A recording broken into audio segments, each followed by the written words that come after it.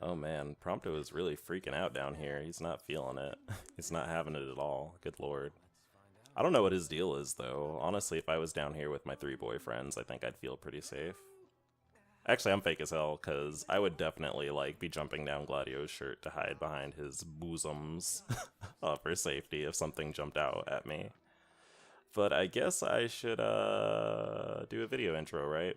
So, howdy y'all, this is Ethan Bond Real, back at it again, here to make your day a little bit gayer by playing Final Fantasy 15. And this time around, I got a topic lined up, so I was asked to talk about gay stereotypes, which I've done before, but I'm going to try to go into a bit of a different direction this time. So, in the past, I talked more about the stereotypes that gays have about each other, in particular, a particular stereotype that gays are extremely messy and dramatic.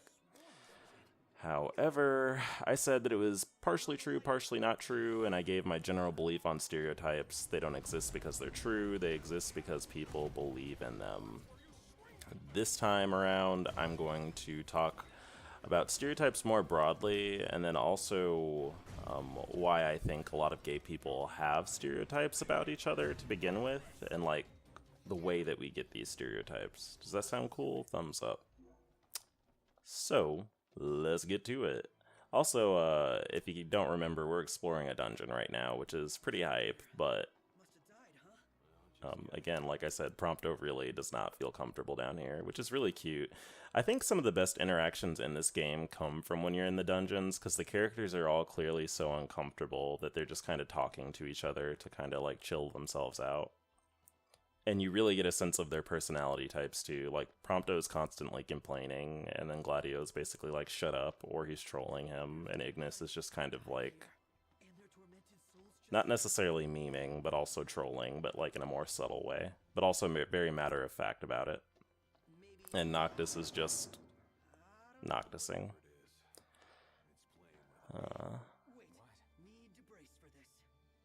Oh, he wants me to open the door, right? Well, I guess I could do it. Nope, it's locked, XD. Poor Prompto. Sorry. Oh shit.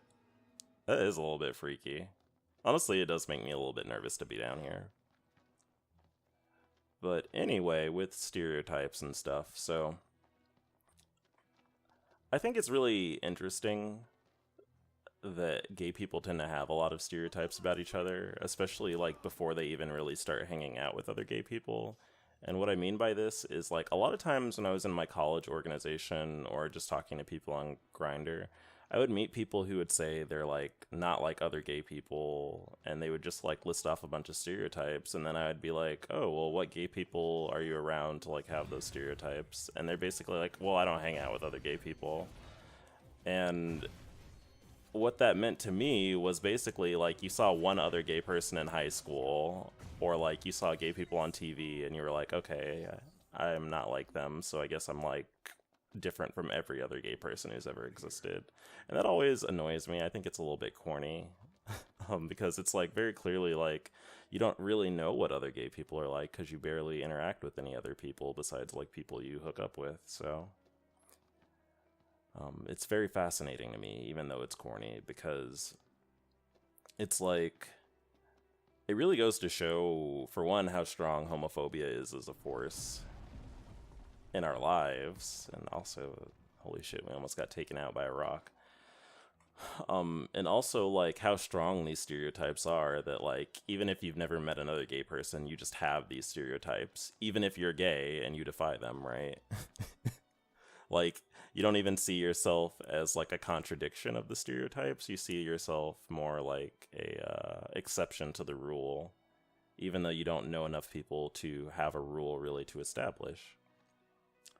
But I think that a lot of gay people tend to be really unnerved or afraid of the stereotypes about gayness to begin with. Oh shit, son, we got goblins in here.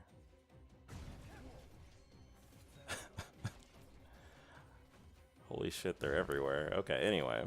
Also, if you don't notice, I got a new weapon. I don't remember if I used it in the last video, but it's a true and true baddie cannon. It just murders the shit out of everything. There we go, let's turn on that generator. We got it right? Yep. Alright, the lights are back on. kind of. It's still kind of dark here. But,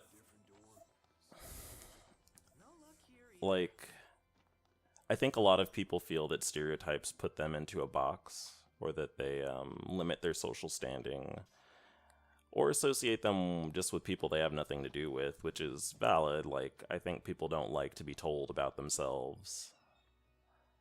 But at the same time, I think that people tend to, like, vilify, or vilify, rather, people who are, like, stereotypical, rather than, like, thinking about, like, the process that makes stereotypes exist.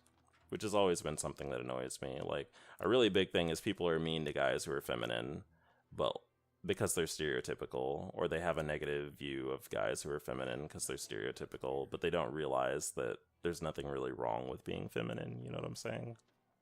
And that always irritates the crap out of me. That's usually a big red flag for me, actually, when I'm talking to someone, if they talk shit about guys who are feminine. I'm just not a big fan of that. Incidentally, I don't think femininity very obviously is, like, something necessarily inherent to, like, gay people or women anyway. Like, men in general all have the capacity for femininity. I mean, look at Prompto here. He's decidedly not, like, a pillar of masculinity. And we have a lot of just different expressions of what it means to be a guy in this party here. Like, Ignis is, I mean, he's gay as hell, but he's more stoic than the rest of them, but he has, I guess, more traditionally feminine roles in the party. He basically does the housekeeping and cooking, while Gladio might be more stereotypically masculine, but he's actually kind of a nerd. He likes to read a lot. And he's, in some ways, he's actually a little bit awkward in social situations, even though he comes off calm and cool. Holy shit, son. I forgot how to talk. But, hello? Oh shit, son, we got a boss. But, I mean, those are just examples of how, you know, the characters aren't necessarily, like, beholden to, like, the idea of what masculinity inherently is or isn't. People are just people, and they act the way they act.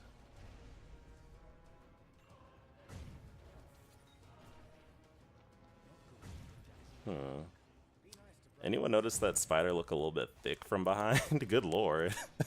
She's really waving that ragging around. She got a donk. I actually used to think the spider's thorax, like the... Oh shit. There we go. Well, it still worked, but the spider's thorax was like its butt. And I also used to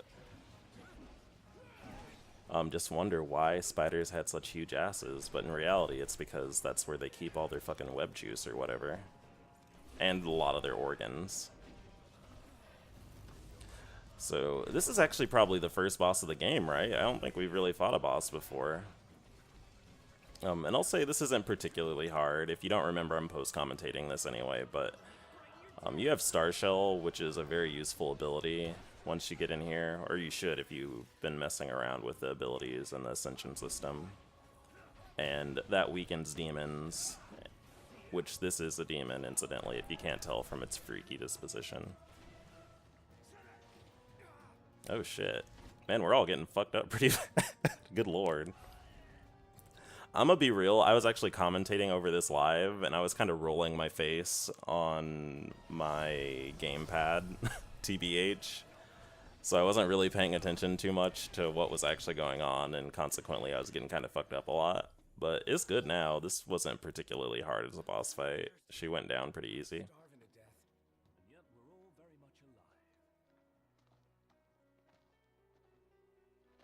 Also, a cute thing to notice is that when you're in dungeons, your clothes will actually get dirty a little bit. You could actually see some dust that matched the color of the rocks and stuff that are in this dungeon area on the back of Noctis's shirt. And if you get a good shit, words, mom. The gay spirit of chaos has my tongue. If you take a look at the other characters, you'll see they're a little bit dirty and gussed up too. But anyway, we got our axe. I should probably show off the royal arm, shouldn't I? They're very strong items, but they really are not particularly useful for extended fights because they burn through your HP to wield them. Noctis looks pretty cute in that scene, incidentally.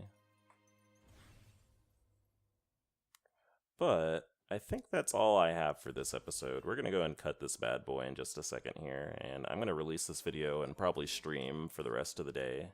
So in the meantime, in Ethan Bond Tween time, I'm Ethan Bond Real. And I'm Ethan Bond Gone.